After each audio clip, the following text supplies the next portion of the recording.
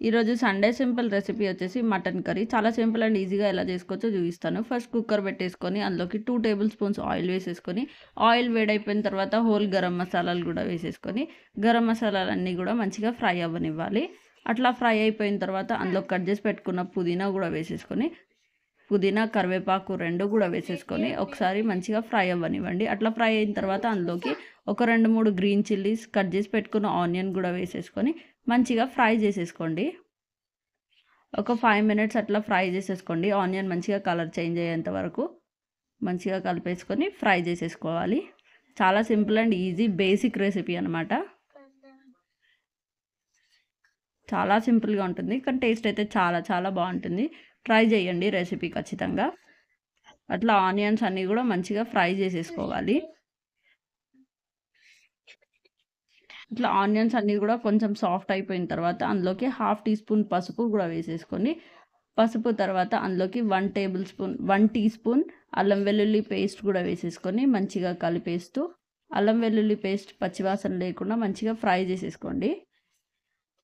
అప్పటి వరకు ఒక 2 మినిట్స్ పాటు మంచిగా ఫ్రై చేసేసుకోవాలి. అట్లా ఫ్రై చేసేసుకున్న తర్వాత ఇక్కడ క్లీన్ చేసి పెట్టుకున్న మటన్ కూడా వేసేసుకొని మంచిగా ఫ్రై చేసేసుకోవాలన్నమాట. ఒక 5 to 10 మినిట్స్ పాటు మంచిగా కలపండి దాన్ని. ఇక్కడ వచ్చేసి నేను 1/2 కిలో మటన్ తీసుకుంటున్నాను. 1/2 కిలో మటన్ తీసేసుకొని క్లీన్ చేసేసుకొని మంచిగా మూత పెట్టేసుకొని మగ్గిచ్చేసుకుంటున్నాను. ఒక 5 to 10 మినిట్స్ ఇట్లా కలిపేసుకొని మూత పెట్టి మగ్గిచ్చేసుకుంటే అందులో నుంచి వాటర్ రావడం స్టార్ట్ అయిపోతుంది అనమాట. మధ్య మధ్యలో కలుపుతూ ఒక 10 to 15 మినిట్స్ టైం పడుతుంది. మధ్య మధ్యలో కలుపుతూ అందులో నుంచి వాటర్ అన్నీ కూడా ఇంకిపోయేంత వరకు మంచిగా ఫ్రై చేసేసుకోండి. అప్పుడే స్మెల్ ఏమి ఉండదు. ఇట్లా ఆయిల్ రిలీజ్ అవ్వాలన్నమాట. సైడ్లో నుంచి ఆయిల్ వచ్చేంత వరకు కూడా మంచిగా మధ్య మధ్యలో కలుపుతూ ఫ్రై చేసేసుకోండి. ఇట్లా మటన్ అంతా కూడా మంచిగా కుక్ అయిపోయిన తర్వాత అందులోకి 2 teaspoons red chilli powder, 2 teaspoons salt, 1 teaspoon dhania powder కూడా వేసేసుకొని మంచిగా కలుపుతూ ఫ్రై చేసేసుకోండి. ఒక 5 to 10 మినిట్స్ పాటు ఇట్లా మూత పెట్టేసుకొని మంచిగా మగ్గిచ్చేసుకోండి. అట్లా మగ్గిపోయిన తర్వాత అందులోకి కట్ చేసి పెట్టుకున్న ఒక పెద్ద టమాటో కూడా యాడ్ చేసేసుకొని మళ్ళీ ఒకసారి మంచిగా కలిపేసి టమాటో సాఫ్ట్ అయిపోయేంత వరకు కూడా కుక్ చేసేసుకోండి. ఒక 5 మినిట్స్ అట్లా టైం పడుతుంది టమాటో సాఫ్ట్ అవ్వడానికి. ఇట్లా టమాటో అంతా కూడా మంచిగా సాఫ్ట్ అయిపోయేంత వరకు మధ్య మధ్యలో కలుపుతూ కుక్ చేసేసుకోండి. చూస్తున్నారు కదా, అట్లా టమాటో అంతా కూడా కుక్ అయిపోయిన తర్వాత అందులోకి 1.5 గ్లాస్ వాటర్ పోసుకుంటున్నాను నేను.